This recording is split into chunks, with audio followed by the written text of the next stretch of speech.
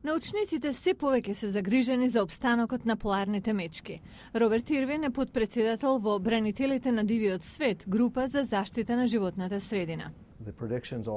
Прогнозите се дека ако се проложи на патот на кој сме со загадувањето, поларните мечки на Алјаска ќе исчезнат за помалку од 50 години, а тоа е отрезнувачка мисла. Ирвин зборуваше за новата студија објавена од американската организација Geological Survey. Студијата најде дека поларните мечки може да бидат спасени ако се намали емисијата на штетни гасови. Во светот се проценува дека има околу 22.000 поларни мечки. Тие може долго да пливаат и кусо време да живеат на копно, но нивната природна животна средина, мразот на Арктичкото море, забрзано се топи. Тие ловат храна во арктичкиот мраз. Своите млади ги одледуваат на арктичкиот мраз. Други студии покажуваат дека поларните мечки имаат алармирачко ниво на токсични супстанции во нивните тела. Тие хемикали главно се употребувани во земјоделието.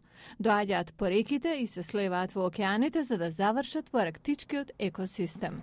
Даг Инкли е научник во Националната федерација за дивиот жив свет. За жал, хемикалиите се најдени и кај поларните мечки.